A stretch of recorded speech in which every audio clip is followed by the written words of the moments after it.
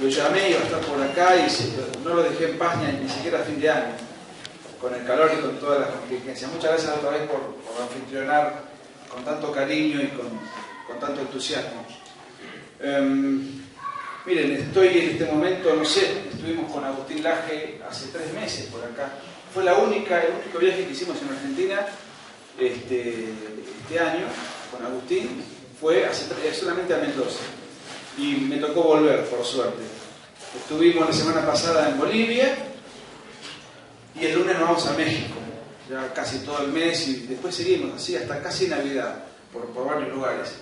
Increíblemente el libro negro de la Nueva Izquierda que presentamos el otro día acá, hace 3 meses, el otro día fue hace muy poco tiempo, que sacamos hace 1 año y medio, no nos da tregua. Es impresionante lo que nos hace trajinar, por suerte. Eso quiere decir que algo debe decir ese libro que por alguna razón llama la atención. Gracias. Bueno, muchísimas gracias por todo, por estar aquí. ¿De México te cruzar a Cuba después de dar el libro? ¿Cómo? ¿De México te vas a cruzar a La Habana a dar el libro? En Cuba estuve preso hace 10 años, así que no tengo... No querés ni volver. Voy a esperar a las elecciones presidenciales, a ver si cambia el gobierno de Cuba y por ahí en una de esas me animo.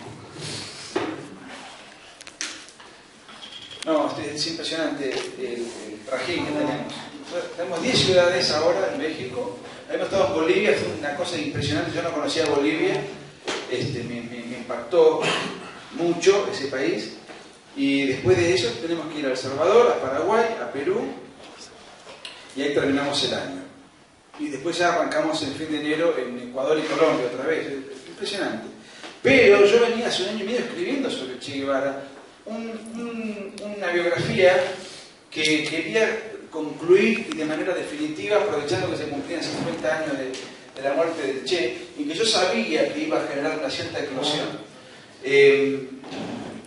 Hace 10 años publiqué otra biografía, mucho más simple, más simple por varias razones. Primero, por la documentación que yo podía tener en ese momento, y segundo, porque 10 años atrás yo tenía una madurez distinta. Uno va creciendo, va mejorando, se va perfeccionando, va siendo un mejor observador de las cosas. Yo mismo me leo 10 años atrás, incluso antes, y no me gusta. O sea, uno cree que esto mismo lo pudo haber hecho mucho mejor. Y después de tanto viajar y de tanto documentar, yo fui compilando un montón de información para hacer un trabajo que para mí era definitivo. Ya había publicado una biografía sobre el Che Guevara en Chile, y después una en Colombia. Cada una iba siendo cada vez más completa, y me dediqué todo este año y parte del año pasado a hacer un trabajo definitivo, que es una biografía que abarca la vida de Guevara desde su nacimiento hasta su muerte en octubre del 67, que fue donde el otro día se cumplieron los 50 años. 50 años que acá en Argentina yo no sé cómo estuvo el asunto. Si hubiese gobernado Cristina hubiese sido una fiesta nacional con todas unas apologías, conmemoraciones, elogios, pero vi que todas las tapas de todos los diarios hablaban de Guevara, y creo, porque no pude abarcar todo, no estaba acá en Argentina, y prácticamente todo fue elogioso, salvo una nota que me publicó Daniel Haddad en Infobae, en contraste con el hermano del Che, Juan Martín Guevara, que lo elogió, y el día anterior en Infobae se publicó lo mismo, una nota en contra de Guevara que publicó Juan Bautista Joffre, y otra que publicó Pacho Donel, que es uno de los apologistas más entusiastas de la Argentina. Es un personaje que, miren, yo me dedico a hacer revisionismo y he tenido que defender posturas incómodas, primero con los 70, cuando uno está solo contra el mundo. La otra vez, me acuerdo, hace unos meses me invitaron a Intratables, y yo era la única persona contra los 15 que estaban ahí, en soledad, defendiendo una postura. Es incómodo, pero hay que estar. Y es incómodo por un montón de razones, pero la realidad es que en cuanto a la figura de Guevara, es muy fácil destruir el mito, por 2 razones. Una por la historia de Guevara, otra porque Guevara era un tipo íntegro, al servicio de una causa negativa. No era un tipo que tenía doble moral. O sea, era un inmoral del derecho y del revés. Pero no era Fidel Castro, que una cosa es lo que dice y después otra cosa es lo que hacía. Guevara no, en ese sentido, y es más fácil de desarmar. Y por otra parte, porque hay una ignorancia absoluta en torno a quién fue. Entonces, como nadie sabe quién fue, lo usan en la remerita, cuando te pones a discutir a los 30 segundos se terminó el debate. Con otros temas más difundidos, el tema del género, por ejemplo, que estamos dando tanta batalla, es más complicado porque te alteran estadísticas, hay toda una propaganda, hay todo un apoyo, hay un discurso organizado, y los activistas del otro lado, aunque nosotros creemos que no tienen razón, tienen argumentos. Serán argumentos, a nuestro juicio, falaces, pero los tienen. Con Guevara es una especie de logotipo que todo el mundo lleva estampado consigo mismo en el tatuaje, en el banderín futbolístico, se lo idolatra en la Facultad de Filosofía y en la cancha de fútbol, y lo idolatra desde un gran pensador hasta Diego Maradona. Es una cosa, una especie de santo laico que todo el mundo tiene la obligación de rendirle pleitesía. Sin embargo, casi nadie sabe quién fue. Y si saben quién fue, entonces se despegan, porque lo empiezan a conocer un poco mejor. Y bueno, yo para esto abrevé en todas las biografías publicadas, las grandes biografías, todas las que se hicieron, la de Paco Ignacio Taboador, la de Pierre Carfon, la de John Lee Anderson, la de Castañeda y la de Frank Nies, el alemán, los cubanos. En Miami pude conseguir mucho material que acá no había conseguido cuando hice mi biografía anterior, de testimonios desopilantes, biografías con muchos datos de cubanos que obviamente si están en Miami es porque no sienten una gran simpatía por Guevara. Y por supuesto todas las obras completas de Guevara. Leyendo a Guevara uno repasa todo su pensamiento, y si algo tenía él de positivo, lo acabo de decir, es que él, era coincidente su actuar con su pensar y con lo que él andaba escribiendo. Entonces yo les voy a contar un poco, muy apretadamente, porque digo muy apretadamente a lo largo de una hora, después si quieren tenemos para charlar lo que quieran, pero muy apretadamente porque el Che Guevara murió a los 39 años de edad, es un tipo súper joven, y sin embargo la cantidad de vivencias que tuvo hace que en una hora yo no pueda más que repasar algunos pocos aspectos de su intensísima vida. Este es un libro, creo que tiene 330 páginas, está muy armado, pero el grueso de las biografías de Guevara tienen casi 1000 páginas. La mayoría de las biografías de Guevara son a favor de Guevara. Quiero aclarar algo, hay un mendocino muy bueno que ha escrito una biografía muy buena sobre el Che en contra, que recomiendo vivamente. Es difícil de conseguir. Se llama Enrique Díaz Araujo, que quizás algunos de ustedes lo conozcan, lo admiro mucho. Pero la biografía, que es buenísima, tiene a mi juicio un déficit cronológico. Termina cuando el Che llega a Cuba. Entonces, los 10 años que más me interesan a mí, que es desde el 56 o del 57 al 67, que es cuando él se muere, ahí no hay datos riquísimos anteriores que van marcando un poco la personalidad de este sujeto, ¿no? Pero es un trabajo formidable, uno de los pocos trabajos en el mundo de habla hispana que hay en contra de Guevara, y muy bien hecho, y fue hecho aquí en Mendoza. Miren, el padre del Che, ¿cuántos de los que están acá han leído mi libro anterior sobre el Che, el canalla? 3. Bueno, está bien, 4. Está bien. No, porque es un libro que los que me han seguido de alguna manera, yo podría decir que el canalla fue como mi primer libro, La otra parte de la verdad contra la subversión, y después es un trabajo mucho más entero, que se llamó La mentira oficial, y de alguna manera la analogía es más o menos la misma. Aquello fue una aproximación y después de muchos años pude hacer una cosa mucho más definitiva, mucho mejor organizada, mucho mejor documentada, y en el cincuentenario creo que, y con datos que yo no conocía en aquella época y con fuentes que en aquella época no tenía. Pero bueno, me alegra que sean solamente 4. Lo presenté en Mendoza en el 2009, ese libro, en el Automóvil Club, en la calle Independencia. Todavía conservo casi todo el pelo. El padre de Ernesto Guevara Lynch, era un personaje, digamos, de la aristocracia de la época, estamos hablando de los años 20, y el descendiente de un virrey que había gobernado Nueva España, donde hoy es México, y se enamora. Era un playboy, un bon vivant, le gustaba el casino, le gustaban las mujeres, tenía dinero, y se pone de novio con una mujer seria de la Serna, Celia de la Serna, que a su vez era descendiente del último virrey del Perú. Celia de la Serna, la mamá de quien luego sería Ernesto Guevara, el Che Guevara, era muy religiosa, muy católica y tenía la pretensión de hacerse monja, de tomar los hábitos. En ese clima, bueno, se genera el noviazgo, ella deja a un lado el asunto religioso, se genera un noviazgo y prontamente ella queda embarazada. Estamos hablando del año 1927, porque Ernestito, el Che, nace en el 28. O sea, fíjense que era un embarazo prematrimonial en una familia aristocrática, ella particularmente religiosa, de los años 20 de la Argentina. Claro, ahora vemos que un tipo se casa con un travesti, que a su vez el travesti embaraza a una lesbiana, que a su vez está casado con una licuadora. Y entonces, digamos, que alguien quede prematrimonial es una desprolijidad, mala puntería. Pero en aquella época era un episodio escandaloso, ¿no? ¿Cómo hacemos para solucionar este problema? Bueno, se casan de apuro, pero no alcanzaban los meses, no podían engañar a la parentela. Entonces, Ernesto Guevara Lynch, el padre del Che, tenía un primo hermano en Rosario, que era médico. Fueron a Rosario para que este dibuje la fecha de nacimiento y lo haga pasar por 7 mesino. Porque en realidad nació a los 5 meses y pico, entonces tuvieron que hacer toda una triquiñuela, digamos, para salvar las apariencias.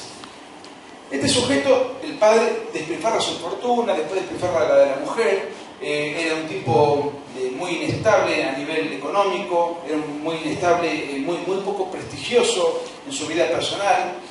Y esto lo cuento por cosas que van a venir después, que vamos a relacionar. Lo cierto es que en el año 28 nace Ernestito, le decían Teté. Fue el primero de 4 hermanos. Uno de ellos es el que escribió el libro ahora a los 50 años de la muerte de su hermano, Juan Martín Guevara.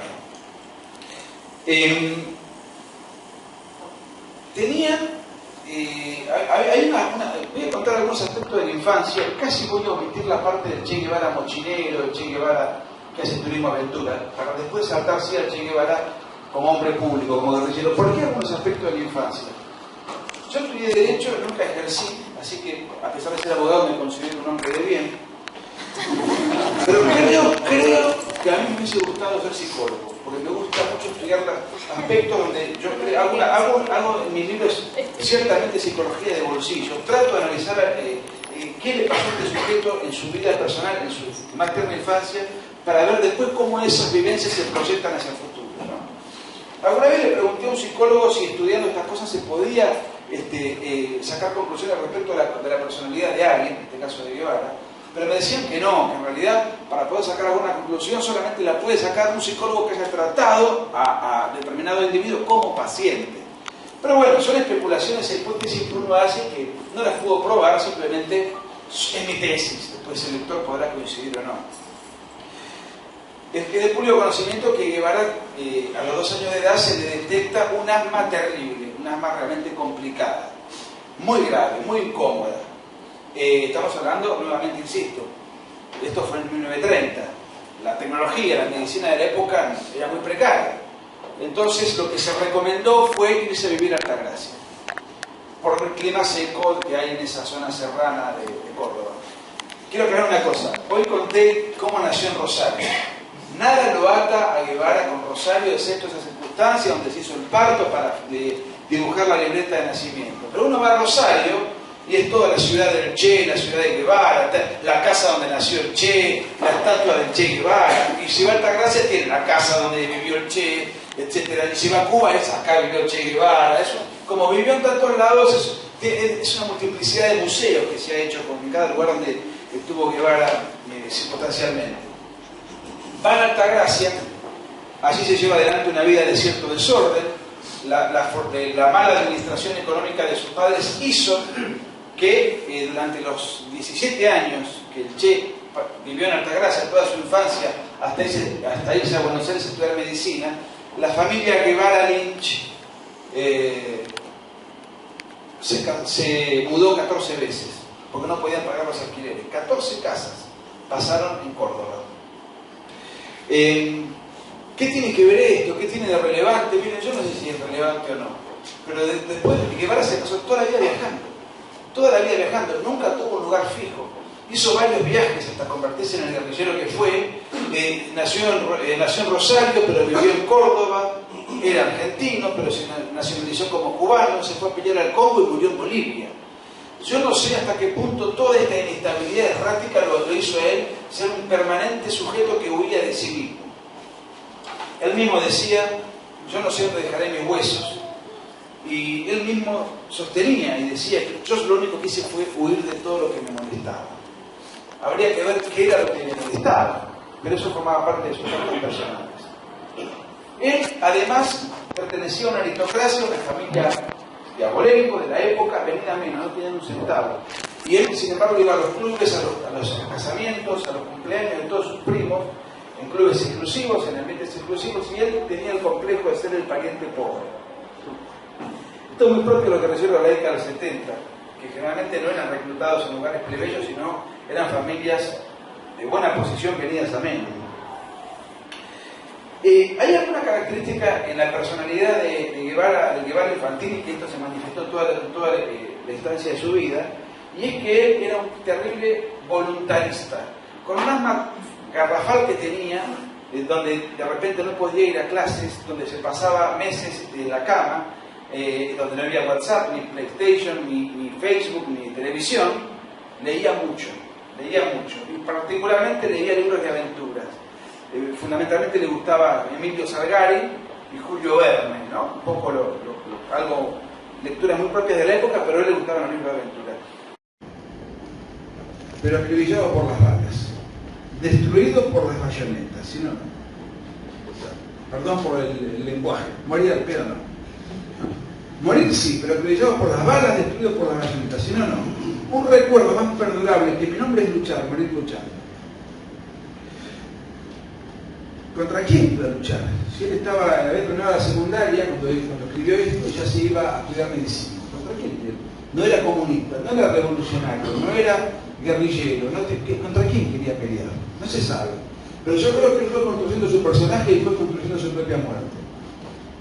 Al año siguiente hace su primer viaje en moto, y ahí aparece nuevamente el voluntarismo de él. Lo hace en una motocicleta berreta que apenas servía para hacer los mandados. Recorre el país. Por supuesto se le rompe la moto en el trayecto, y él en su diario personal, porque vivía anotando todo sobre sí mismo, permanentemente escribía y anotaba fragmentos autorreferenciales, contaba todas sus vivencias. Vieron que ahora en el Facebook uno pone todo ahí con fulanito tomando una Coca-Cola en tal lugar. Bueno, en aquella época eso no existía, y él lo anotaba constantemente en su diario personal. ¿Y qué ocurre? Estaba con su motocicleta que se le queda en la ciudad de Santa Fe, en la provincia de Santa Fe, y pasa un sujeto en una Harley Davidson muy importante. Se ofrece a auxiliarlo, a remolcarlo, a asistirlo, y él se niega, y el otro sujeto sigue. 3 kilómetros después, en una curva, advierte que este individuo, que hace un rato se había ofrecido a asistirlo, en una maniobra queda reventado en la ruta, muerto. La moto destrozada y el tipo muerto en la ruta. Y él percibe esto, se encuentra con eso. Yo creo que cualquier persona saludable diría: bueno, qué suerte que no acepté ser auxiliado por este sujeto, porque hubiese tenido la misma fatalidad. No, él lo que lamenta en el diario es que este tipo murió en vano, que no murió sin una hazaña, sin testigo, nadie se enteró de su muerte, sin un acto heroico, a la vuelta de la esquina. Eso es lo que lamenta y lo anota acá. El saber que un hombre va buscando el peligro, sin tener siquiera ese vago aspecto heroico que entraña la hazaña pública, y a la vuelta de una curva muere sin testigos, hace aparecer a este aventurero desconocido como provisto de un vago fervor suicida. Pero acá estoy diciendo que él lo que cuestiona es que murió sin el vago aspecto heroico que entraña la hazaña pública. Fíjense cómo muere Guevara 20 años después. Acuérdense del poema anterior: acribillado por las balas, las bayonetas, morir luchando, en el marco de una hazaña pública, con testigos. Tuvo a todo el planeta de testigos. Y así, es constante cómo él va anotando cosas relacionadas con con lo que, o que encajan perfectamente con la manera en la cual él entendía el mundo. Y en este mismo viaje, su primer viaje a los 20 años, dice: ha madurado en mí algo que hace tiempo crecía del bullicio ciudadano, el odio a la civilización. Se pone a estudiar medicina, y acá aparece nuevamente el voluntarismo. Estudia medicina para autocurarse, de hecho se especializó en alergias, para autocurarse el asma. No lo logró, por supuesto, pero él tenía ese tipo de espíritu tan autodidacta y tan voluntarista. Lleva adelante su primer viaje por América Latina. Siempre sin un mango, siempre de una manera modesta, austera, casi a dedo. Sí. Una pregunta. No sé en dónde leí que no hay registro de que se haya recibido. Bueno, vamos por partes. ¿En Córdoba o en Buenos Aires? ¿Cómo? ¿En Córdoba o en Buenos Aires? En la UBA, en la Universidad de Buenos Aires. Todavía no llegué a ese punto, porque acá está estudiando medicina. Ya vamos. Vamos a tratar, hay una polémica sobre eso. Hace su primer viaje por América Latina y viaja en tren, en el tren más barato, en el vagón más barato, desde Retiro, la estación de Retiro de Buenos Aires, hacia La Paz. Fíjense que en el vagón más barato, donde había bolivianos de muy sencilla condición, ollas, en fin, y gente del norte de Argentina muy primitiva, muy sencilla, digamos, incluso con rasgos faciales o raciales aborígenes. Y a Guevara, aquí se lo presenta como un personaje multicultural, una suerte de peregrino que va caminando por los lugares más inhóspitos de América Latina, por las aldeas más miserables, tratando de ayudar al prójimo, de auxiliar a cualquier minusválido, el buen samaritano que siempre está atento de cualquier problema que tenga algún vecino, ¿no? Una especie de chapulín colorado que salta, yo te voy a defender. Fíjense el escándalo, la incomodidad que él tenía de estar rodeado de gente de esa condición. Y dice: en este tipo de trenes hay una tercera clase destinada a los indios de la región. El vagón de que se valen es una simple de transportar ganado de la Argentina, solo que es mucho más agradable el olor a excremento de vaca que el de su similar humano. Y el concepto un tanto animal que del pudor y la higiene tienen los indígenas hace que estos hagan sus necesidades al lado del camino, se limpien con las polleras de las mujeres y con nada de los hombres, y sigan como si tal cosa. Las combinaciones de las indias con criaturitas son verdaderos almacenes de sustancias crementicias. Y agrega: la indiada, hedionda y piojosa no lanzaba un tufo potente pero calentito.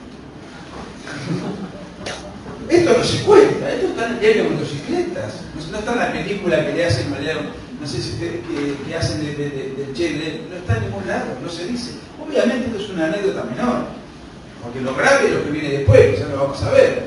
Pero estamos hablando de que el personaje, más allá del juicio que tenga, de la gracia, o de que tenga razón o no tenga razón, no tiene nada que ver con lo que nos enseñan que hace este sujeto. Ahora, él hace su viaje, cuenta muchas cosas, es un libro de 200 páginas, subieron Motocicleta, bastante divertido, porque escribía con sorna, con mucho humor negro, era ácido. Por ejemplo, hay un pasaje donde él, en Perú, lo invitan a una fiesta, en una casa de familia, terminan todos a las trompadas. Y ahí él cuenta algunas cosas y da opiniones en torno a la homosexualidad y a los judíos, por ejemplo. Por la noche hubo una fiesta familiar que trajo como consecuencia una seria pelea con el señor de Sama Beltrán. Espíritu alineado e introvertido que probablemente era un invertido, ¿no? O sea, en aquella época se le llamaba invertido al homosexual. El pobre hombre estaba borracho y desesperado porque no lo invitaban a la fiesta, de modo que empezó a insultar y a vociferar hasta que le hincharon un ojo y le dieron una paliza. El episodio nos dolía porque el pobre hombre, a pesar de ser un pervertido sexual, se portó bien con nosotros. Y sigue relatando. El primer golpeado fue el alcalde, un tal Cohen, de quien nos habían dicho que era judío pero buen tipo. Que era judío no cabía duda, pero problemático que fuera buen tipo, agrega. Después se va a Venezuela y se encuentra con los negros del África, seguramente descendientes de esclavos, de antiguos, serían descendientes de esclavos. Y ahí ya él se siente realmente horrorizado.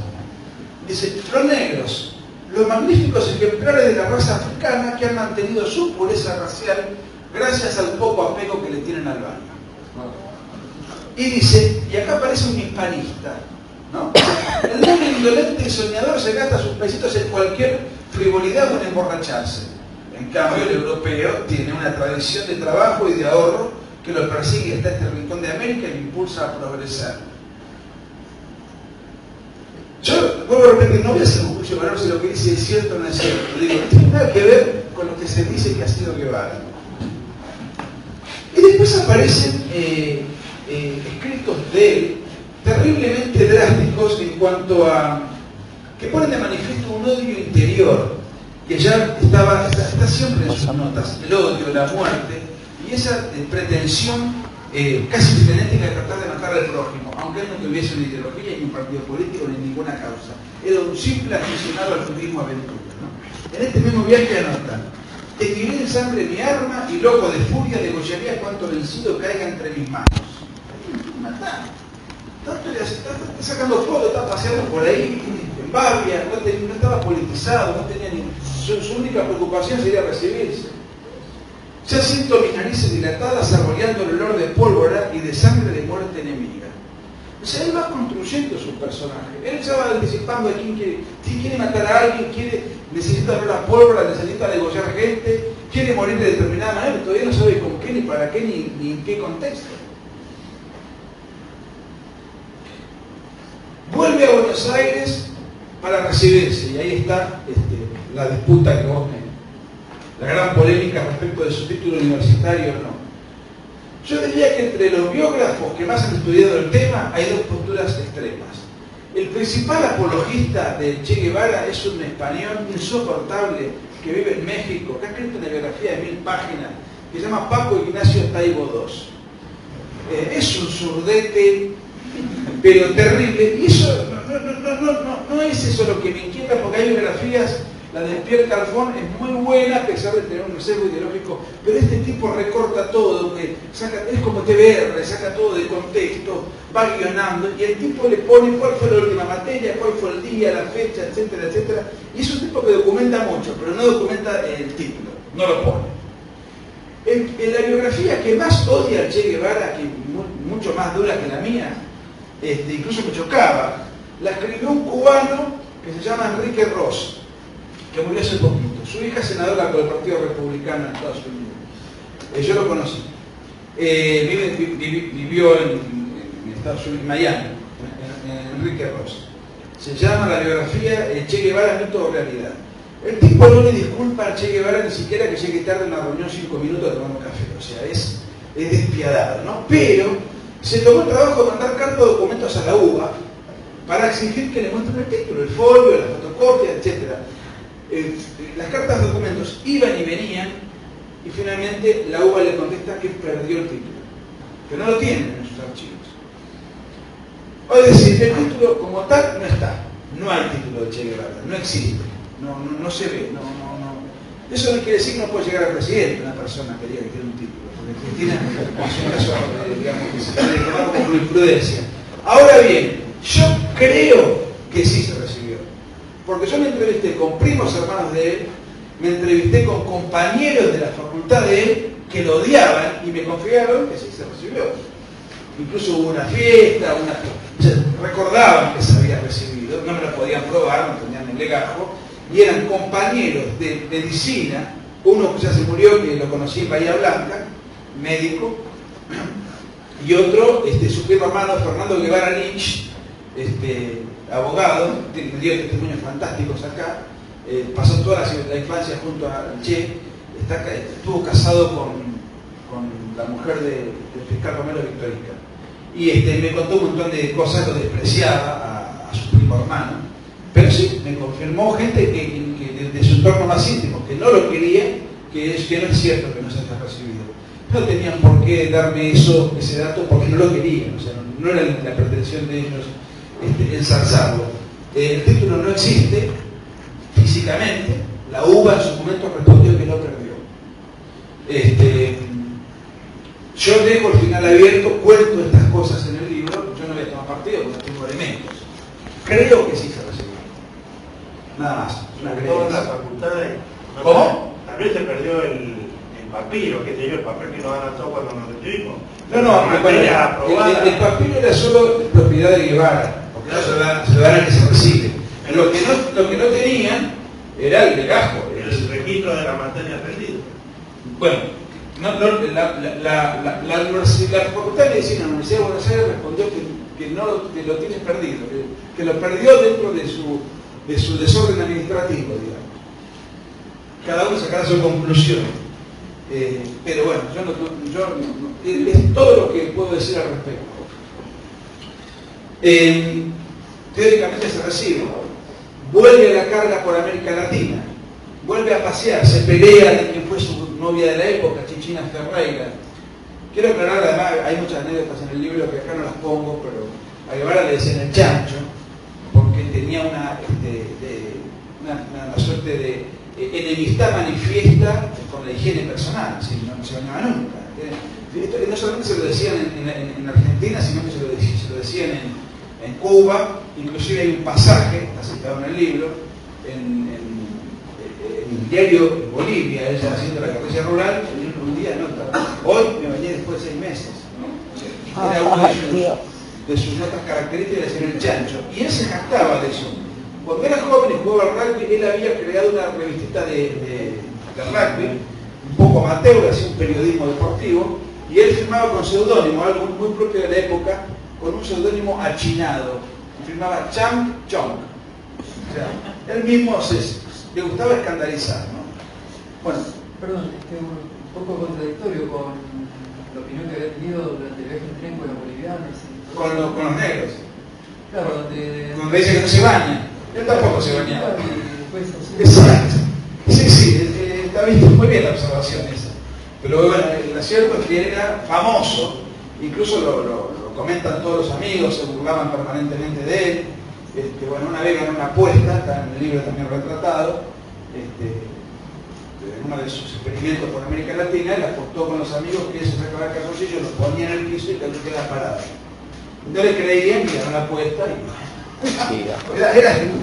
Inclusive es más, por ejemplo, tenía una camisa que se llamaba la semanal, porque la lavaba una vez por semana, la usaba toda la semana y la lavaba y la seguía. Y inclusive la camisa era gris, pero había sido blanca. O sea, todo esto es muy famoso, son aspectos folclóricos de su vida adolescente, pero los conservó toda la vida, esos atributos, digamos, ese desapego a la higiene la tuvo hasta el último momento de su vida. Sale de la facultad, sale de la universidad, vuelve por América Latina. De todos los... Él viajaba intensamente y de todo hacía diarios extensísimos. Yo solamente recojo cositas puntuales, porque en realidad la parte turística de este sujeto a mí mucho no me interesa la parte que se está por venir, que es la parte del Che Guevara revolucionario. Y acá vamos un poquito aproximándonos. Y hay un país al cual él llega de pura casualidad, porque le habían prometido una changa. Ella era médico, pero era un aventurero, que era un eterno adolescente de alguna manera. Y va a Guatemala. En Guatemala él se encuentra en el medio de una guerra civil, de un conflicto militar, político muy grande. Había un presidente de izquierda, populista, Jacobo Arbenz, que ya algunos han escuchado nombrar. Se generó un fragote militar, una rebelión militar y lo voltean. Lo voltean con un bombardeo de aviones, de tanques bombardeando la ciudad, una masacre, se bombardearon casas de gobierno, se bombardearon ciudades, edificios, casas, todo en la vida urbana. Fue una cosa muy traumática. Para cualquier persona normal eso es una tragedia. Niños desesperados, madres muertas, ancianos a la deriva, la ciudad bombardeada. Y Guevara, en su sensibilidad, anota: me divertí como un mono durante esos días. Esa sensación mágica de invulnerabilidad me hacía relajar de gusto cuando veía a la gente correr como loca apenas venían los aviones. Aquí todo estuvo muy divertido, con tiros, bombardeos, discursos y otros matices. Vamos a ver acá pasajes donde él realmente se siente a gusto, alegre y jocoso, es en los momentos más complicados, en los momentos más dramáticos para una persona normal, ¿no es cierto? Es en Guatemala donde él conoce a una persona que se llama Hilda Gadea, una activista comunista del APRA peruano, que estaba buscando nexos revolucionarios en la región, buscando comunicarse con comunistas de la época, y Guevara empieza a tener una suerte de vínculo con ella. Esta mujer terminó siendo su primera esposa y la madre de su primera hija. Sin embargo, él no estaba del todo convencido en el asunto al principio, porque era llamativamente fea. Era llamativamente fea, pero lo dicen todos los que estaban allí, lo dice Guevara y lo dice en la foto. Esta mujer creo que vivió todavía. Y él, perdón por el exabrupto, pero él anota textualmente: Hilda Gadea me declaró su amor en forma epistolar. Fíjense que las feministas que reivindican a Guevara acá dirían que la está cosificando, que le hace bullying, que hace violencia de género, ¿no? Hilda Gadea me declaró su amor en forma epistolar y de forma práctica. Yo estaba con bastante armas y otra vez me lo hubiese cogido. Le advertí que todo lo que podía ofrecerle era un contacto casual, nada definitivo. Pareció muy avergonzada. La carreta que me dejó en esa es muy buena, lástima, que es tan fea, dice. Tiene 27 años. Efectivamente, ella era una mujer con una buena posición de su familia de origen en Perú, y entonces le pagaba a Guevara la pensión. Pero Guevara termina enamorándose, digamos, y de ahí se van a México y queda embarazada. Y otra vez se casa un Ernesto Guevara de apuro, igual que su padre. Para el Cheto fue una cosa complicada, nada agradable. Tengo, gracias. Se casa de apuro. Tengo que saltear un montón de pasajes, ¿no? Pero esta mujer le presenta en una reunión, en una cena, a un grupo de cubanos exiliados que acababan de salir de la cárcel durante el gobierno de Fulgencio Batista, y en una comilona, allí, con un grupo cubano, le presenta a dos personajes que se llamaban Fidel y Raúl Castro, dos hermanos. Es ahí donde él anota el día que lo conoció Fidel, y que ese mismo día Fidel lo convenció de que él acompañase a estos revolucionarios a una aventura para volver a Cuba, para llevar adelante una guerrilla en Sierra Maestra, o sea, la zona montañosa y selvática de Cuba, para derrocar al gobierno entonces vigente y hacer una revolución, etcétera, etcétera. Esa misma noche, Guevara, que no estaba politizado, que no estaba ideologizado, estaba recién empezando a conocer aspectos de marxismo elemental que le estaba infundiendo su flamante novia. Él decide y toma el compromiso de ir a hacer la guerrilla en calidad de médico de la expedición. La misma noche que conoció a Fidel Castro, o sea, a un tipo que recién conocía, se compromete a ser el médico de una revolución en un país que él no conocía, para combatir contra un régimen que él no conocía, al servicio de una ideología que acababa de conocer. Eso era Guevara, un arrebatado total. Una semana antes había ido a sacar pasajes para conocer España. No le alcanzó la plata, entonces se fue, se llama Cuba. Pero resulta que en la España de esa época gobernaba Franco. Hay toda una historia en torno a los preparativos, todo lo que tiene que ver con el famoso yate en el cual se van los expedicionarios. Bueno, todo eso está contado.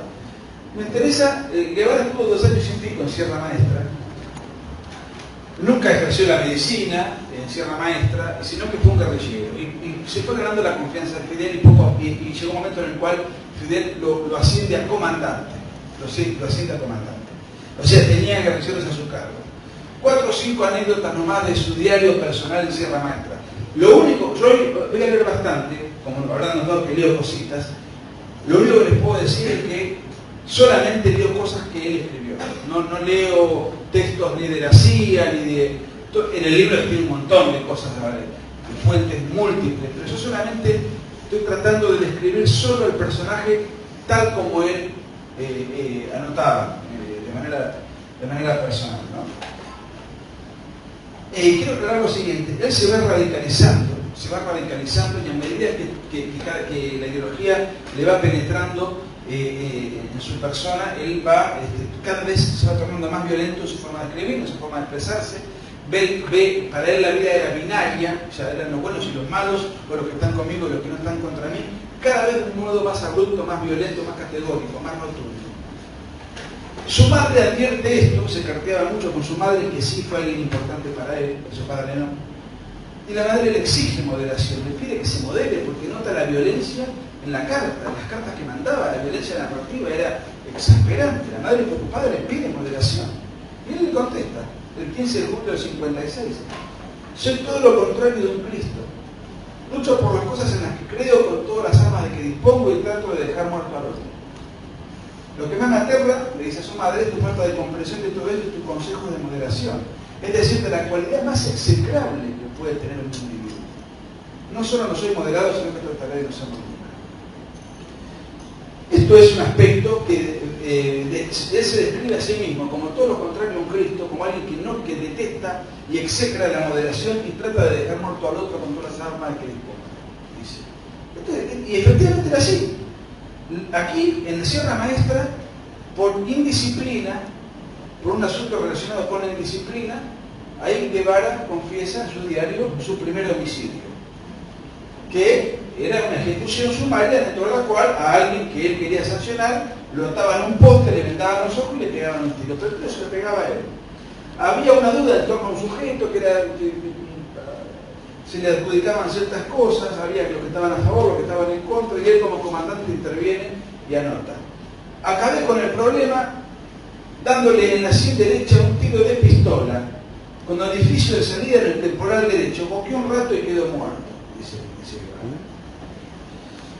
En Sierra Maestra, él confiesa y describe con este lenguaje tan frío, incluso técnico, porque están todos los homicidios transcritos tal como los pone, muchos con lenguaje técnico, porque él como era médico, o casi médico, no sabemos, él dice, la bala penetró en el omóplato, tal orificio, pegó, digamos, todo lo va describiendo como si fuese un perito, ¿no?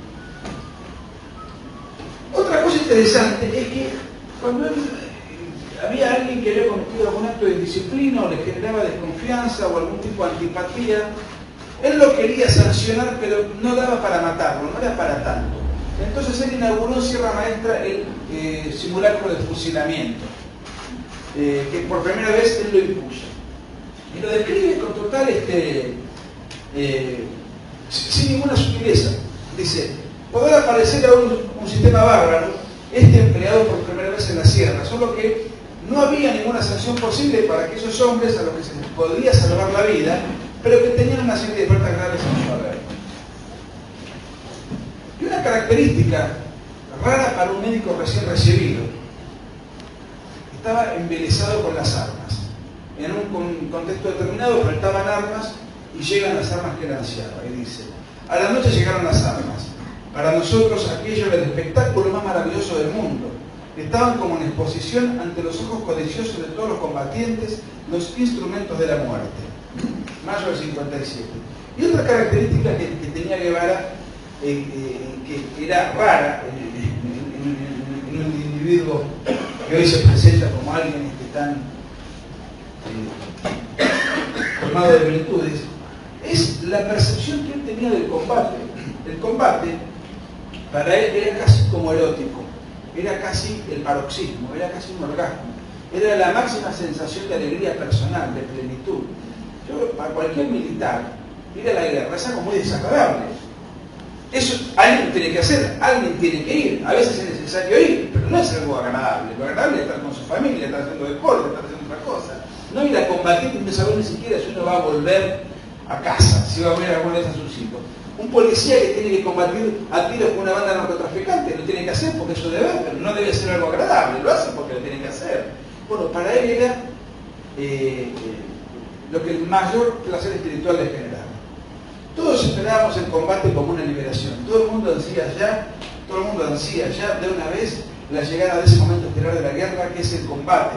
Lo que lleva al paroxismo de la alegría es el combate, clímax de la vida guerrillera.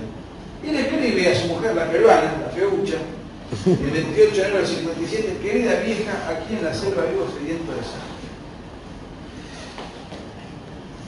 La revolución se lleva a cabo y la revolución cubana no tiene absolutamente nada que ver con lo que se ha dicho que fue con respecto a lo que realmente fue. La revolución cubana fue financiada por la CIA, hay un montón de asuntos que están explicados en el libro que no tienen absolutamente nada que ver con lo que se ha exportado a la revolución cubana, Yo estas cosas las dejo para que las charlemos si tienen ganas después. Está en el libro perfectamente detallado. Yo hago una cosa muy rápida, con pasajes más o menos cronológicos de la vida de Guevara, porque es muy complejo. Son, insisto, 330 y pico de páginas, pero es tan intensa y tan compleja que se van a encontrar con un montón de cosas que obviamente acá yo las paso por encima, porque no las puedo tratar. Después si hay alguna pregunta, lo puedo charlar eso. Interrumpo. Vos sí que ibas todo el día, después de que desde que era chico escribía. Sí. Los libros, ¿dónde los iba dejando? ¿Dónde quedaron todos los originales de lo que él escribía? Bueno, no. La persona que tiene el mayor acervo de todo lo que Guevara escribía es su segunda mujer, Aleida March, una cubana con la cual Guevara tuvo 4 hijos más. O sea, le duró poco la peruana. Cuando conoció a esta otra en Sierra Maestra, se quedó con esta otra. Con esta otra con la cual se casa nuevamente y tiene 4 hijos. Ella es la depositaria y además vive en Cuba y puso todo eso, digamos, a disposición de los apologistas y los grandes biógrafos. Pero todo eso lo tiene ella misma en su acervo personal, Aleida March. De todos los escritos de Guevara, el único que ha sido confirmadamente adulterado ha sido su diario en Bolivia. Después el resto son todos diarios originales y cartas que efectivamente verosímiles y reales. La revolución se lleva adelante. Voy a hacer un pequeño paréntesis. Voy a decir, bueno, pero ¿qué le pasaba? ¿Por qué este tipo desde la nada se convierte en un guerrillero, con estos arrebatos, sigue a Fidel Castro, se hace marxista? En realidad, al animal político, al que le gusta la política, en general esto lo maman los tiempos más adolescentes, inclusive en los tiempos universitarios. El Che estudió medicina en plena época de Perón, donde todo el estudiantado universitario era terriblemente antiperonista, donde la FUBA y la FUA eran usinas de antiperonismo visceral. Y él jamás militó, jamás se afilió ni al Partido Comunista, a nada. Era la indiferencia absoluta. Yo tengo una hipótesis, la desarrollo en el libro, la explico, la documento un poco, de que él era un personaje que no tenía un vacío interior enorme. No tenía religión, su madre le había infundido una antirreligiosidad manifiesta porque los ambientes católicos a los cuales ella pertenecía la habrían destratado o no la habrían apoyado cuando quedó prematuramente embarazada. Entonces ella se resintió contra la iglesia. Eran todos profundamente ateos los Guevara. El segundo punto es que su padre era una persona que a él no le generaba ningún respeto personal, no tenía un padre que le indicara valores, que representara para él una autoridad, no tenía una religión, y él mismo decía que no tenía rumbo, no tenía lugar en el mundo, no sabía dónde ir. Estudió medicina porque tenía que curarse la alergia de sí mismo, pero cuando se recibió se fue a peregrinar por ahí, vivía vagando sin rumbo fijo, tenía un gran vacío interior. Y yo creo que él ve en Fidel un padre, un tipo de 2 metros, grandote, carismático, con ideas claras, con convicciones firmes, que daba órdenes, que tenía todo un talante determinado. Él ve eso y ve en Marx el santo laico que le baja el catecismo que nunca tuvo. Y ve en la guerrilla una misión.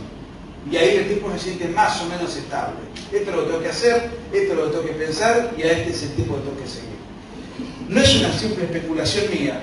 De alguna manera surge de sus cartas. Carta a su madre. Antes me dedicaba más que bien a la medicina y el tiempo libre lo dedicaba al estudio de modo informal de San Carlos Marx. O sea, fíjense cómo canoniza San Carlos Marx. La nueva etapa de mi vida, ahora ya en Sierra Maestra, exige también el cambio de ordenación. Es casi una palabra sacerdotal la palabra ordenación, ¿no? Ahora San Carlos es primordial, es el eje. En otro libro suyo, esa es una carta, hay un librito suyo que se llama Guerra de Guerrillas, él dice que el revolucionario debe ser una seta y un verdadero sacerdote. Y le dice a su madre lo siguiente. Dice que ahora su vida tiene sentido, que se da cuenta que tiene un deber histórico y que además su deber histórico inclusive le exige morir, si es necesario. Otra vez la muerte. Mire lo que dice en esta misma carta, después de contar que San Carlos es el eje y es primordial. Soy siempre el mismo solitario que va buscando su camino sin ayuda personal. Pero tengo ahora el sentido de mi deber histórico. ahora tiene como un sentido su vida. Me siento algo en la vida, como que antes no, eso no lo sentía. No solo una fuerza interior poderosa que siempre la sentí, sino también una capacidad de inyección a los demás y un absoluto sentido fatalista de mi misión me quita todo miedo. Hago un paréntesis. Se produce la revolución, tiene un montón de cosas que no se cuentan en la revolución cubana, que en todo caso no vamos a hablar después. Les quiero comentar lo siguiente. Una vez se produce la revolución cubana y por qué se produce, eso es un capítulo aparte muy complejo, pero se lleva adelante. Muy bien.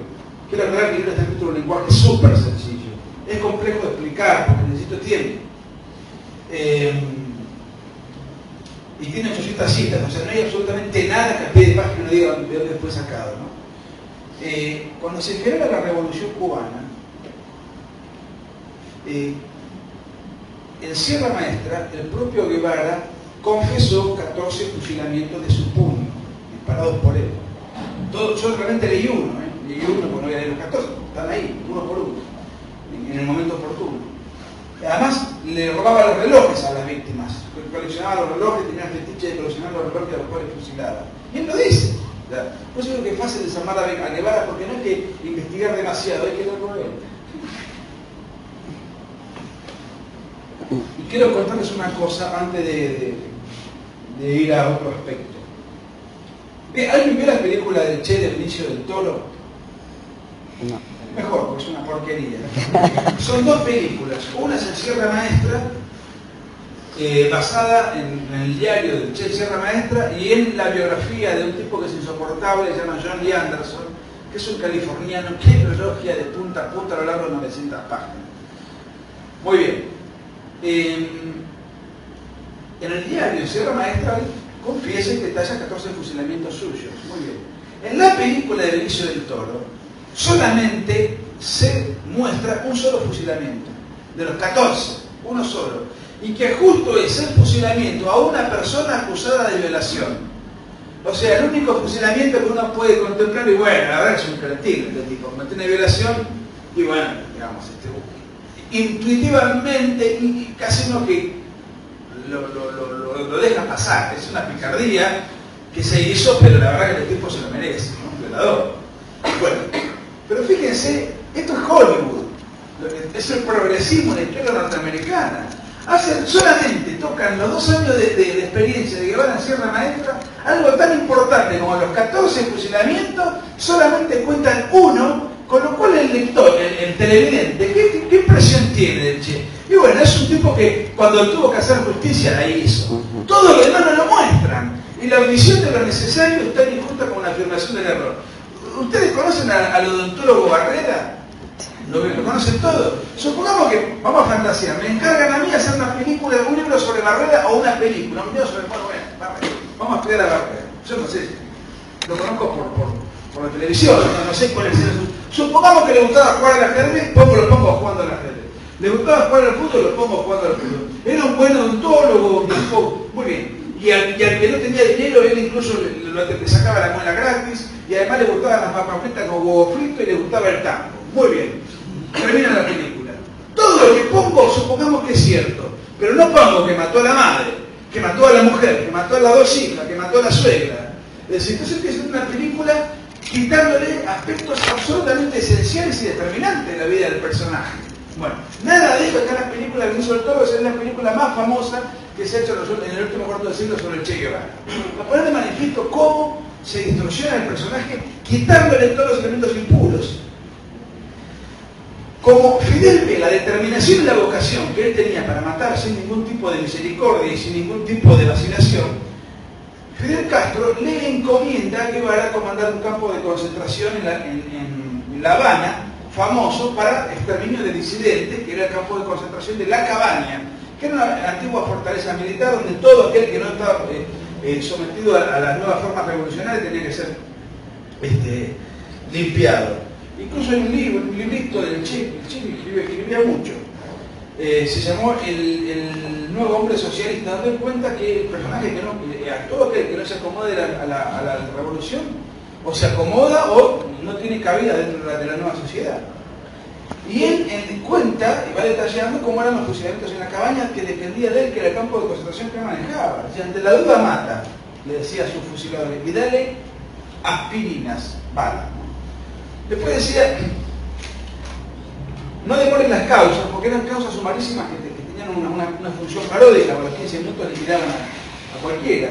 Esta es una revolución, no usen métodos legales burgueses, tenemos que crear la pedagogía de los paredones del fusilamiento y no necesitamos pruebas para matar a un hombre. Y en el 28 de julio del 60, el Congreso Latinoamericano de Juventudes dice: la más fuerte y positiva de las manifestaciones pacíficas es un tiro bien dado a quien se le debe dar. ¿Cuánta gente murió en la cabaña? En la cabaña no era el único campo de concentración. En la península de Guanacavíes había otro para castigo de homosexuales, a cargo de Guevara también, donde también se confinaron católicos. Después, en Pinar del Río, Raúl Castro tenía un campo de concentración, había otro en Camagüey, así había varios. Él dirigía el más importante, que era en la cabaña. La cantidad de fusilamientos que hubo entre febrero del 59 a noviembre del 59, cuando el Che estuvo a cargo del campo de concentración, oscilan entre 700 y 1500 según las fuentes. La cantidad de gente que Guevara materialmente disparó, apretó el gatillo y mató en el campo de concentración son 165 personas. Él podría delegar, no delegaba, él se encargaba en primera persona de incurrir en esto. Vamos a otra parte que viene inmediatamente después, en el año 61, 62. Un aspecto que es interesante, que tiene que ver con la famosa crisis de los misiles. En plena Guerra Fría, la Unión Soviética no podía competir militarmente y tecnológicamente con Estados Unidos. Estados Unidos podía apretar un botón desde Washington o desde el Pentágono se apretaba un botón y volaba a Moscú. Pero desde Moscú no se podía tirar un misil hacia Estados Unidos. No tenían la tecnología militar para eso. ¿Qué necesitaban? Necesitaban un país cercano, limítrofe, si se quiere. Entonces desde ahí sí podían atacar a Estados Unidos, no desde Rusia. Bueno, Cuba se convierte en un aliado inesperado, un regalo que tuvo el imperialismo comunista, y Nikita Khrushchev, el presidente de la época, Nikita Khrushchev, y Fidel Castro, convence a Fidel Castro de, como ustedes saben, muchos recordarán este episodio, yo no lo viví, pero muchos lo habrán vivido, lo habrán leído, lo habrán estudiado, trasladan misiles hacia La Habana para apuntar a Estados Unidos. En ese momento Estados Unidos gobernaba Kennedy, se generó una tensión internacional muy grave, el mundo estuvo a punto de ir a la Tercera Guerra Mundial. Kennedy tuvo una serie de vacilaciones que están retratadas en el libro, graves, incluso muchos alegan que por esas vacilaciones y esas defecciones luego lo matan.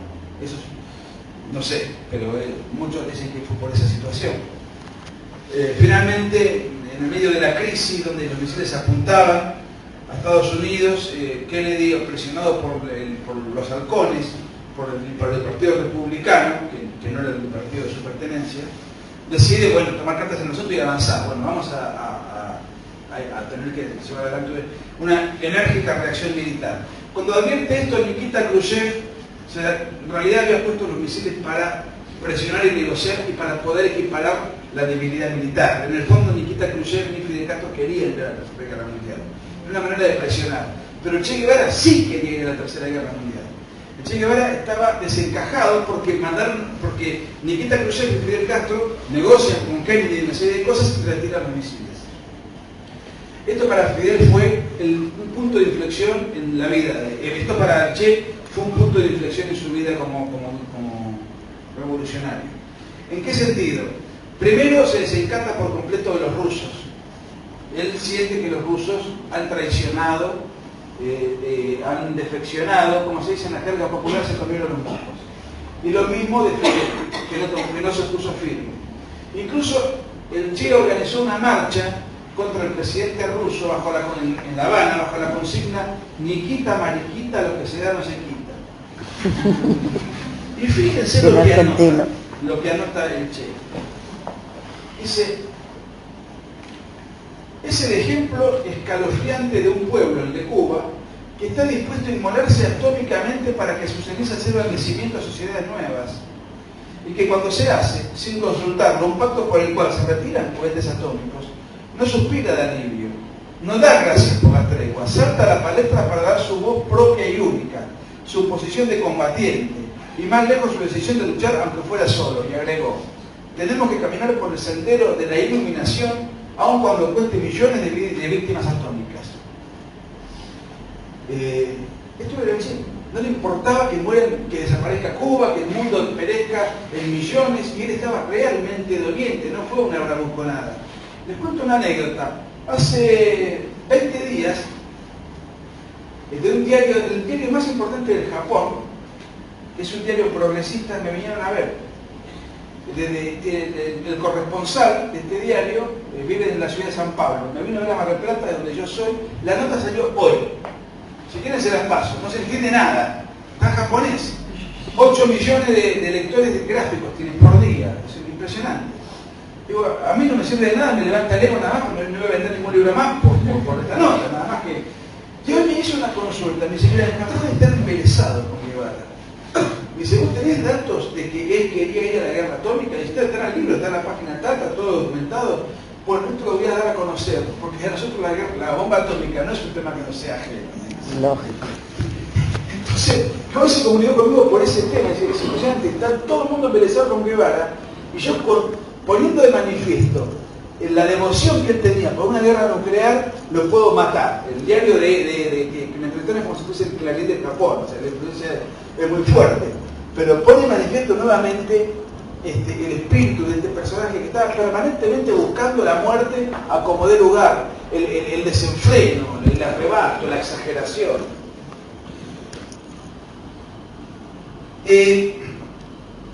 Cumplió tres funciones Guevara entre 1960 y 1965. Una, que fue casi el canciller de Cuba. No era formalmente canciller, pero era casi el canciller, iba a todos los foros internacionales, hablaba en la ONU, hablaba en todos lados. De los 5 años en que vivió en Cuba, 14 meses estuvo fuera de Cuba viajando, en misiones diplomáticas, en reuniones, en viajes, le encantaba viajar. Y si uno ve las crónicas de los diarios, algunas están retratadas acá, parecían paseos turísticos. Hoy el comandante Guevara recorrió las pirámides de Egipto. Mañana va a ir a visitar el lago no sé cuánto. Pasado mañana tiene previsto ir al museo. Era como Fidel Castro, para sacárselo encima, porque era un tipo complicado, lo mandaba a hacer turismo revolucionario, turismo de izquierda. Y él, gustosamente, y paso que desaparecía de la familia, no le gustaba la vida de familia. Manejó, fue presidente del Banco Nacional de Cuba durante un año, lo fundió, lo reventó, un desastre fue. Y fue nombrado de esta manera. Estaba Fidel Castro hablando en una sala como esta, habría 100 comandantes, jefes revolucionarios, ¿verdad? Y entonces Fidel le dio 2 o 3 horas y estaba Che Guevara medio durmiendo. Y entonces Fidel Castro pregunta: ¿hay algún economista en la sala? Y el Che levanta la mano. Entonces, de ahora en adelante vos vas a ser el presidente del Banco Nacional de Cuba. Fidel confiaba mucho en Guevara porque la gente que lo rodeaba a él eran de muy escasa preparación intelectual y de muy poca formación. Y Guevara, mal o bien, era un tipo que se destacaba, era universitario, para la época era una cosa realmente importante, hablaba 2 idiomas, era un tipo. Entonces Fidel le delegaba cosas. Y cuando termina la reunión le dice: che, yo no soy un cuerpo de economía, ¿cómo vas a nombrar a mí? Y si yo pregunté si había un economista y vos levantaste la mano, yo no entendí si había un comunista en la sala. Tuvo un año gobernando el Banco Nacional, lo fundió, lo hizo pedazos, ahí tengo todos los números, todos los datos, las anécdotas. Iba disfrazado de guerrillero con 3 tipos que un desastre. La oficina de él parecía un campamento juvenil, era una cosa escatológica. Lo sacan de ahí y lo ponen como ministro de Industria, revienta la industria tabacalera, revienta la industria del azúcar, revienta la industria del arroz. Un desastre, porque él creía, tenía un volumen, y él mismo lo reconoce: fracasé. Él mismo, inclusive, fíjense, los mitos que se van denotando en el libro en torno a Cuba y la Revolución Cubana. Cuba era un país muy próspero antes de la Revolución. Después de Argentina y Uruguay, era la potencia más importante de América Latina. ¿Cierto? Era otro contexto, nosotros éramos importantes en aquella época. Y cuando él tiene la primera reunión en Rusia, y va a Rusia, se da cuenta de que en Cuba se vivía mejor que en Rusia. Y Guevara nota: ¿cómo puede ser que se viva mejor en Rusia siendo hicieron la revolución en el 17? van haciendo. Él toma nota de mucho de estas cosas, él se las bebe leche el fracaso. En ese sentido tomaba nota. Sin embargo, sigue para adelante. De toda la parte del Guevara funcionario y burócrata no voy a decir nada, solamente voy a citar una expresión de él en las Naciones Unidas el 11 de diciembre del 64, muy conocido, esto está firmado, donde ante las denuncias por las violaciones a los derechos humanos, él saca pecho y dice: fusilamientos sí, hemos fusilado, fusilamos y seguiremos fusilando. Por eso digo, esto obviamente a Fidel Castro lo incomodaba, por eso Fidel Castro empieza cada vez a distanciarse más de él. La crisis de los misiles fue un punto de inflexión. El Che Guevara se siente más cómodo con el otro gran bloque imperial comunista que eran los chinos, que eran mucho más audaces, tenían una visión más campesina, más revolucionaria, más de combate, y los rusos eran más burócratas, era una burocratización que trataban de no ir a la guerra nuclear y trataban de coexistir. Era la época de la coexistencia pacífica. Eso Che Guevara lo enfermaba. Por eso se desencanta de los rusos, empieza a distanciar de Fidel Castro, empieza a reunirse con los chinos. Ahí se va generando una fricción y además fracasan todo lo que emprende a nivel burocrático y ya Fidel Castro no sabe cómo sacárselo de encima. Y finalmente, en el año 65, Guevara vuelve a la guerrilla. Sus apologistas dicen que él vuelve porque era un abnegado, que quería dejar las comodidades de la vida burguesa para ir a salvar a los pobres del mundo, en este caso al Congo. La verdad es que ya no tenía lugar en Cuba, por un montón de razones explicadas en el libro, estaba totalmente solo, no tenía poder político, inclusive renuncia a la nacionalidad cubana.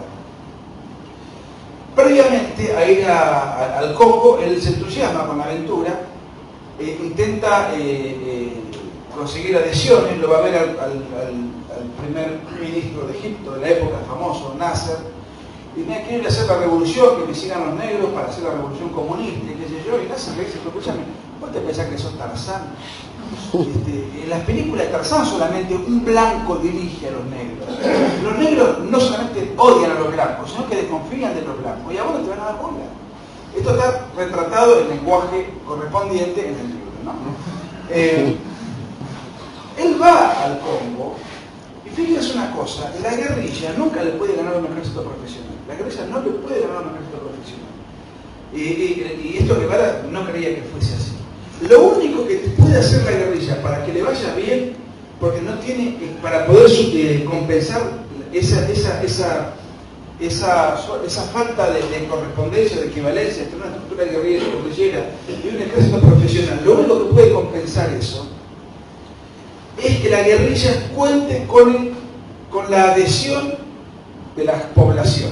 Si la guerrilla cuenta con la adhesión de la población, la guerrilla puede dar una batalla contra el ejército profesional porque tiene a toda la población de su lado, dándole una logística enorme. La adhesión política y la adhesión social. Si no contás con eso, no puede ganar jamás. Por eso Estados Unidos pierde en Vietnam. Porque era una tropa de ocupación donde el vietnamita sentía simpatía por su guerrillero. Obviamente, eso, digamos, si no es imposible. Por eso el ERP no pudo convencer a un campesino en Tucumán y las tropas de UCI le pasaron por encima.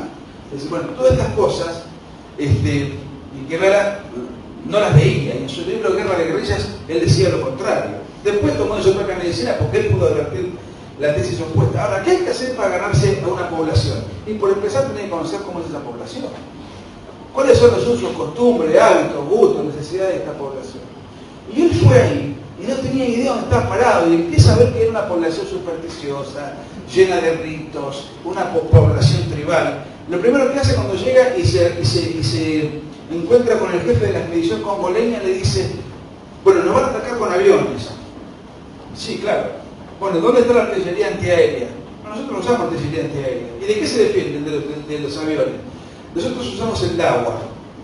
Esto lo está escrito en el diario de Chile Congo. ¿Qué es el agua? Bueno, es una poción mágica que el brujo nos da, que es un barro bendecido por el brujo, que nos lo untamos como un bronceador y esto nos protege de las balas, de las bombas de los aviones, de cualquier tipo de hostilidad militar.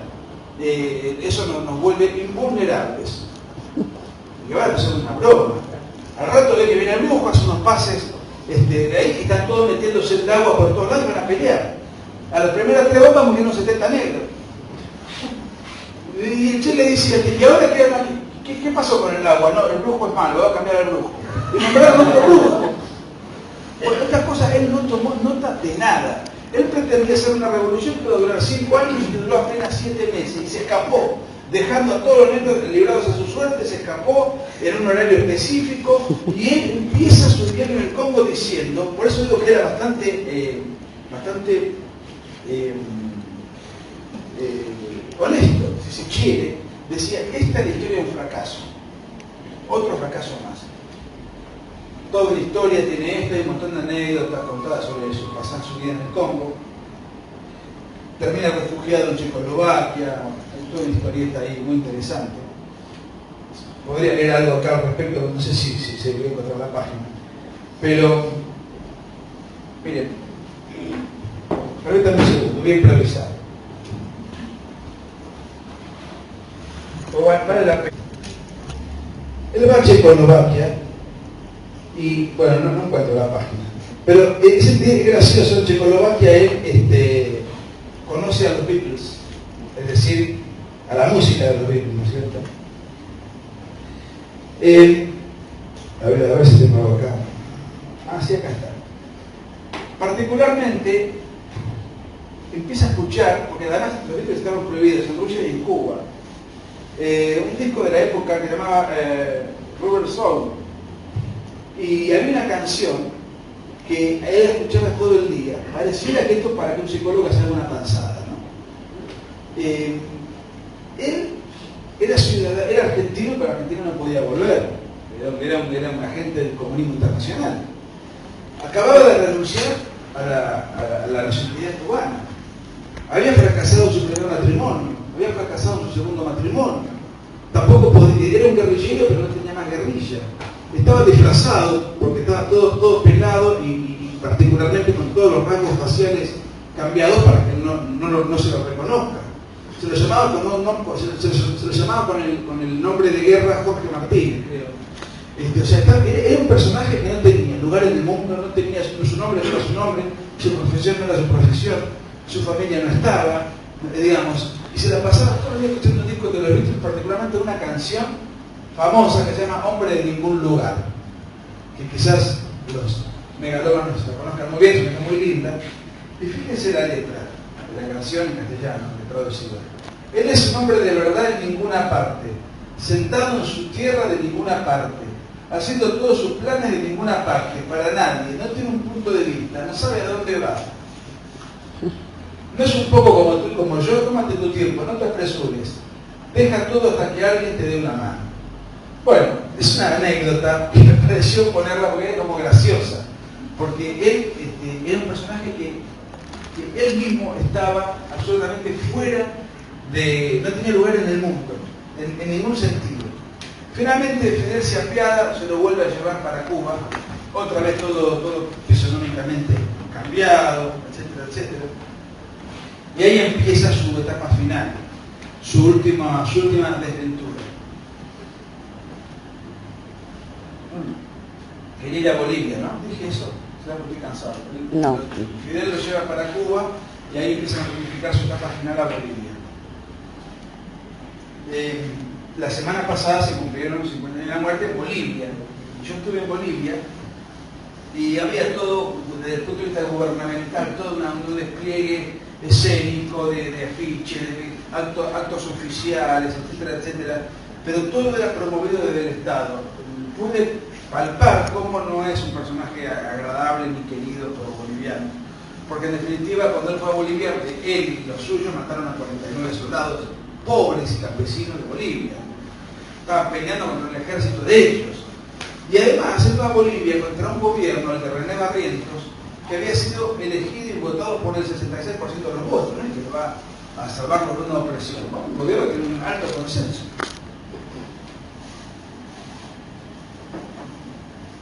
Bolivia conoce más o menos, incurre más o menos en los mismos errores que incurrió en el Congo.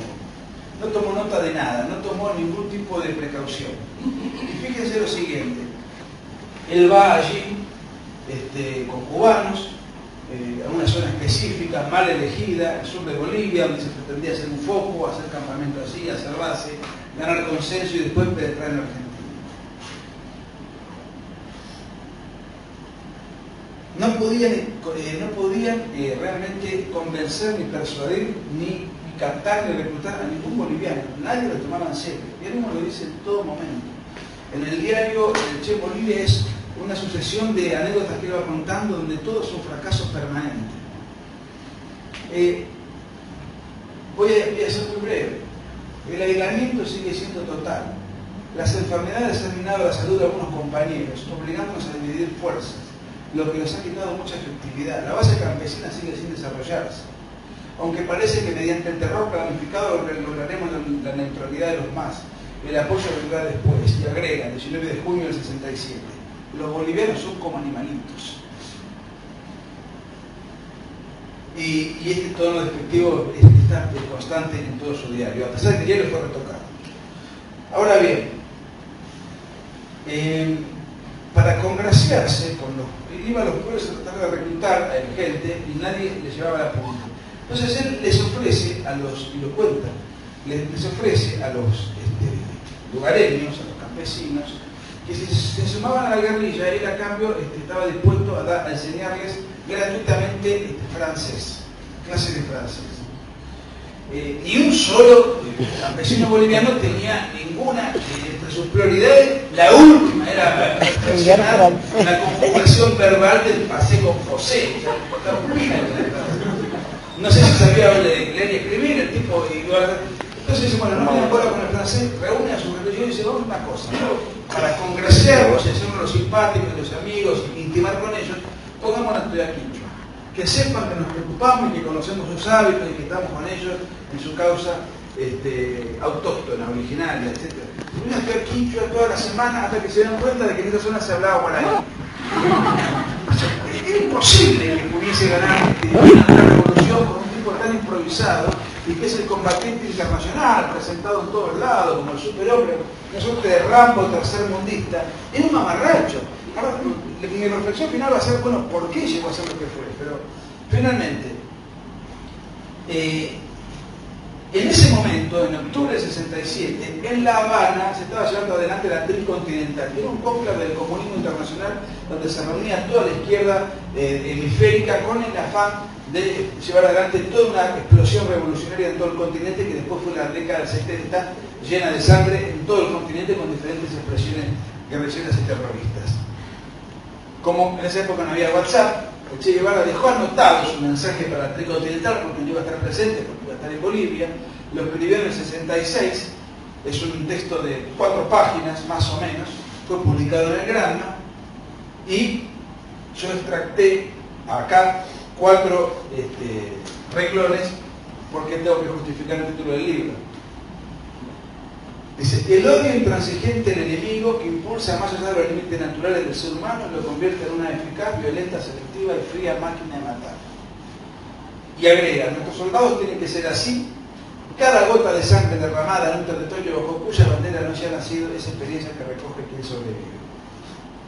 De ahí el título de La máquina de matar, que más allá de que uno busca despertar interés, es una frase de él, era un ideal a alcanzar que él anotó y detalló.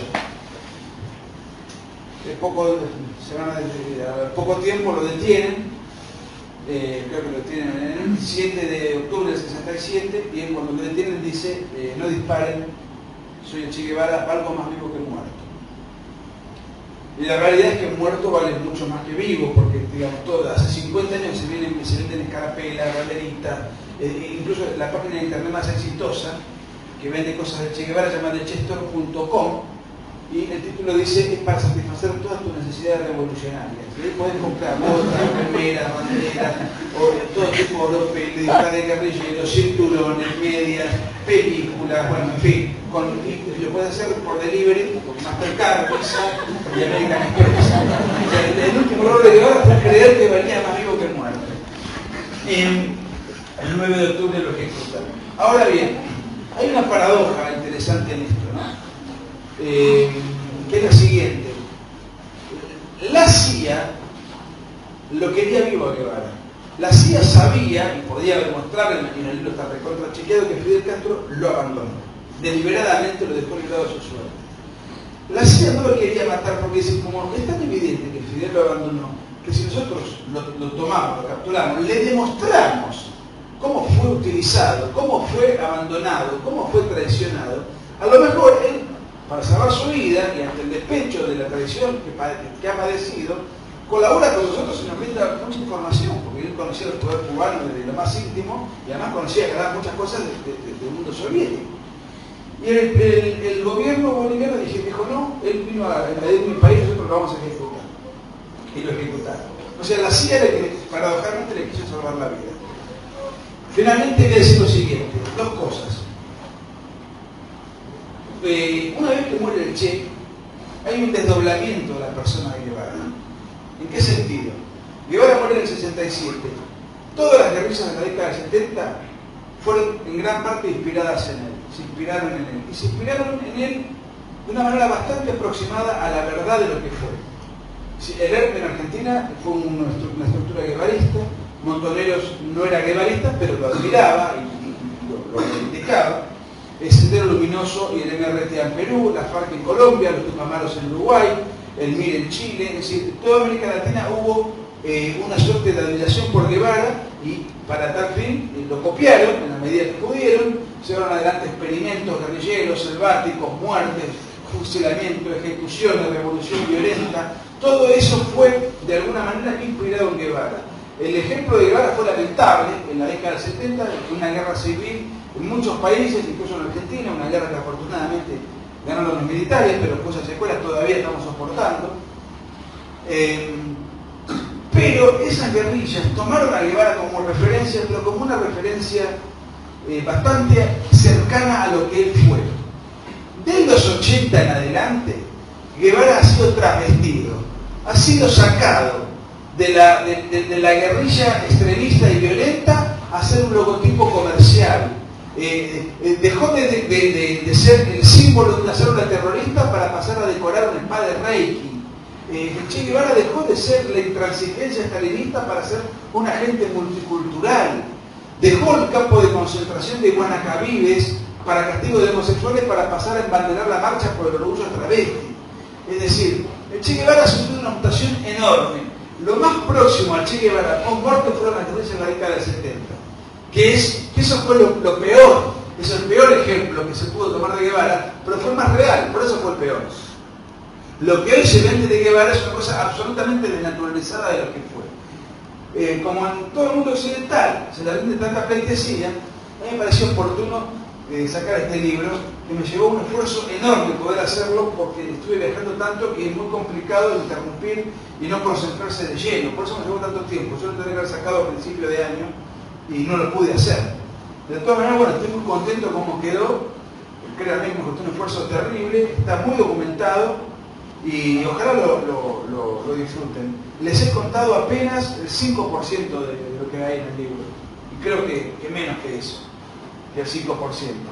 Ahora, no sé qué hora es, pero yo me quedo a disposición, si hay tiempo, para todo lo que quieran preguntar. Estoy a vuestra merced. Muchas gracias por eso.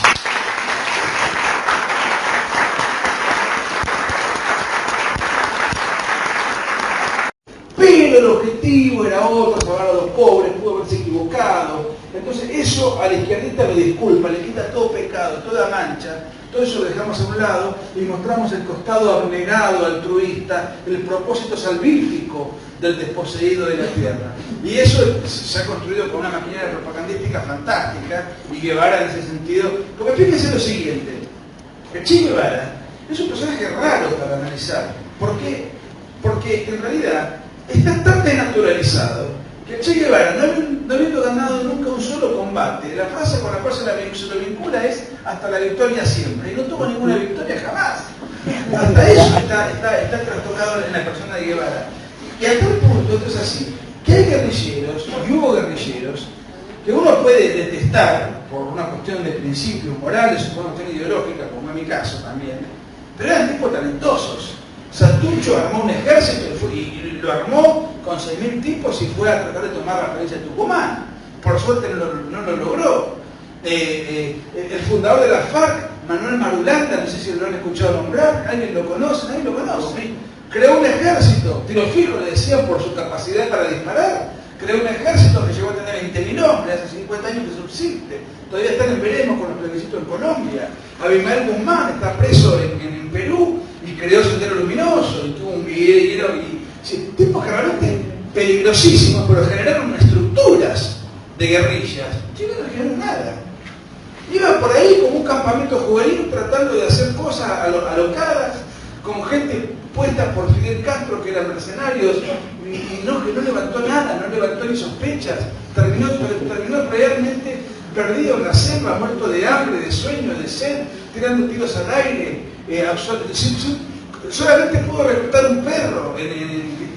Después se lo fue, levantó al perro, el año que estuvo allá adentro. ¿Cómo puede ser que se lo venere de esa manera? Es insólito. Muy breve, con esta capacidad que tiene Argentina de generar personajes, Maradona, el Papa Francisco, inclusive en algo que Che Guevara fuera argentino y no fuera peruano, por ejemplo, hubiera tenido la misma repercusión. No sé, él no se sentía. Pero él no se sentía argentino. Inclusive, fíjate que si ves videos de Guevara, es un tipo tan difícil de identificar con una nacionalidad o con una geografía específica, que tiene un acento raro, que no es cubano y que tampoco es argentino, y parecida por momentos ser algo de cordobés mezclado con un periodista de la CNN. Si ustedes ven algún video de Guevara, no se sabe exactamente cómo ubicarlo desde el punto de vista. Él no se sentía argentino, aunque en el fondo quería venir a la Argentina. Respecto a esta capacidad que tenemos en Argentina para buscar personajes populares,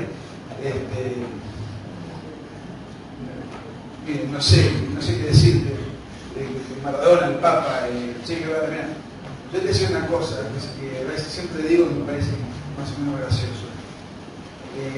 No es el Papa, pero ¿por qué Maradona a nosotros, los argentinos, es alguien tan presente? Porque Pelé dice algo, sale en la fola de San Pablo y la desentera, no importa que diga Pelé. El propio Messi está de moda porque Messi, pero dentro de 10 años cuando se retire, si opina algo, ¿a quién le va a importar lo que opine Messi? Van a recordar lo bueno que fue Messi. ¿Por qué Maradona es lo que es? ¿Por qué si Platini dice algo en Francia a nadie le importa que sea Platini? Porque digamos, Maradona es alguien que además tiene una trascendencia distinta. No lo voy a comparar con Guevara porque eran estilos muy distintos, pero lo que sí puedo decirte de Maradona es lo siguiente.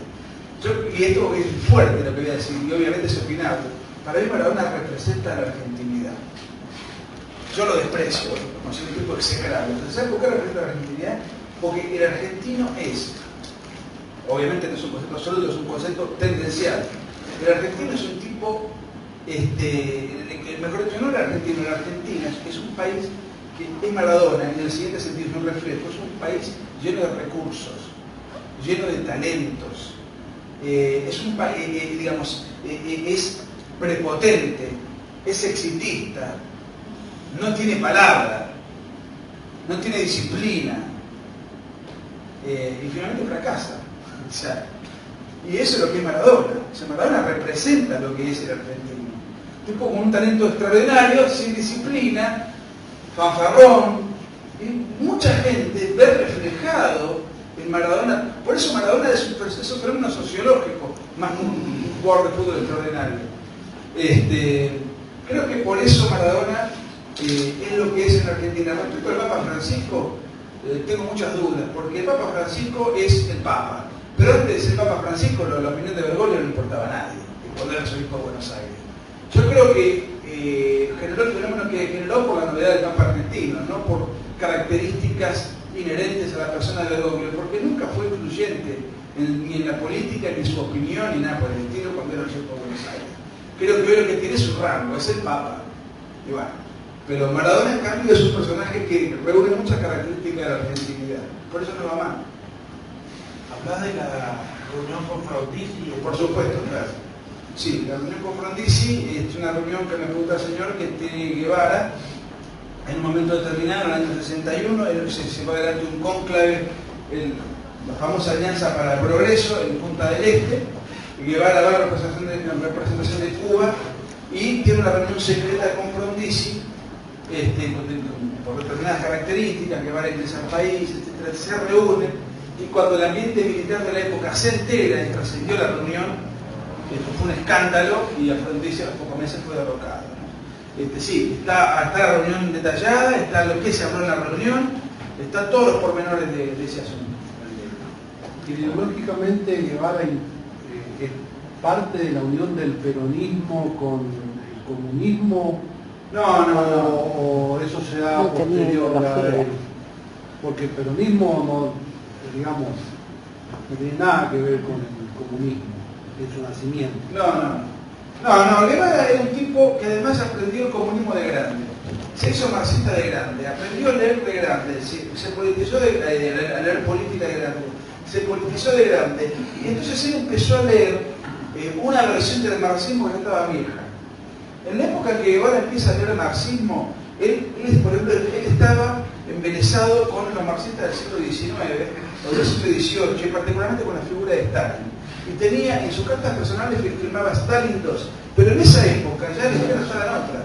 Ya en esa época estaba con Gramsci, estaba con Herbert Marcuse, con la escuela de Frankfurt, estaba en otra etapa. O sea que él mismo va llegando tarde a lo que eran los intelectuales de izquierda. Los intelectuales de izquierda no sentían en Guevara a alguien atractivo, lo veían como alguien que estaba muy flojo intelectualmente. Y él trataba apuradamente de ponerse al día, pero arrancó desde una época donde ya ni los propios izquierdistas estaban al tanto.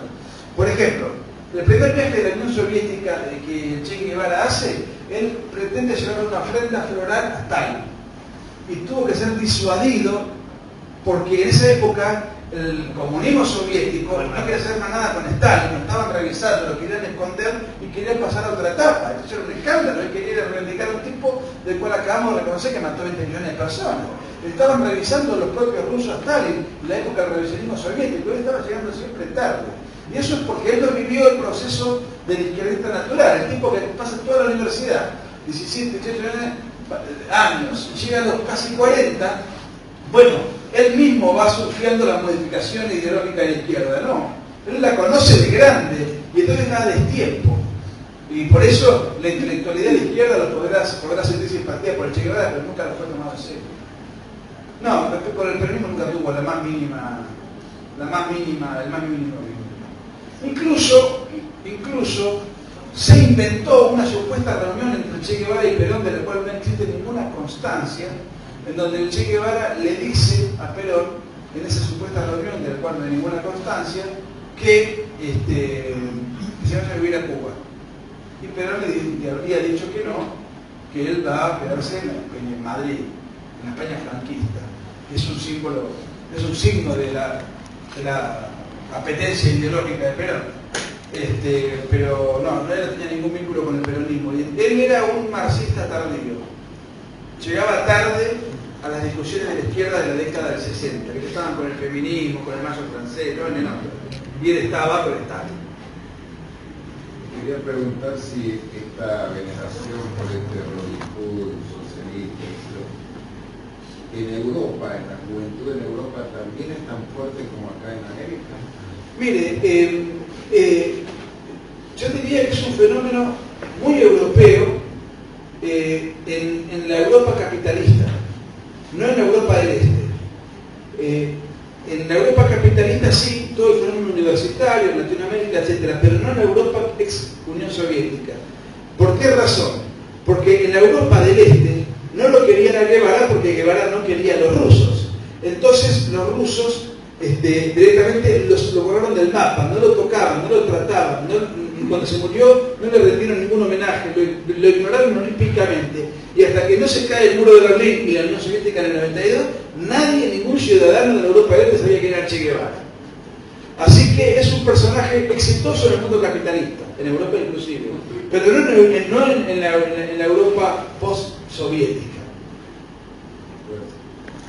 Vos dijiste que Che Guevara es un marxista tardío, ¿sí? O sea que en algún momento Che opina sobre el peronismo en sus notas, no sobre Perón, sobre el peronismo.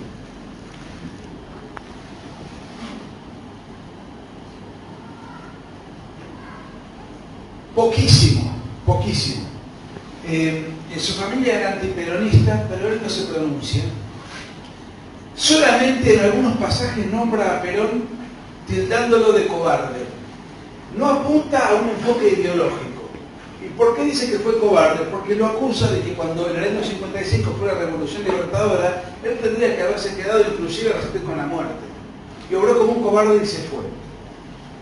Y él dice, en un diálogo que él tiene con un interlocutor, que creo que era Nasser, le dice, porque el momento clave de la vida del hombre de acción, del hombre público, del hombre de la lucha política, es cuando tiene que enfrentar a la muerte.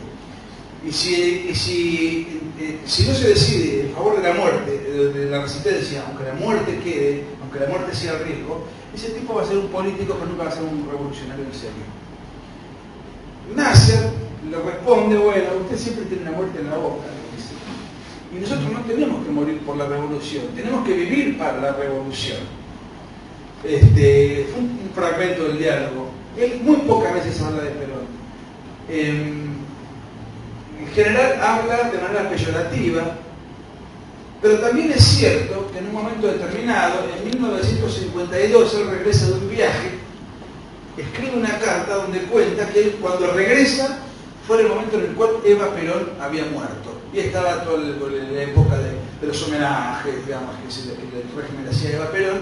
Y él cuenta que sintió pena, que sintió cierta tristeza por la muerte de Eva Perón. Es el único fragmento que yo recogí de cierta simpatía con algo bien vinculado al peronismo.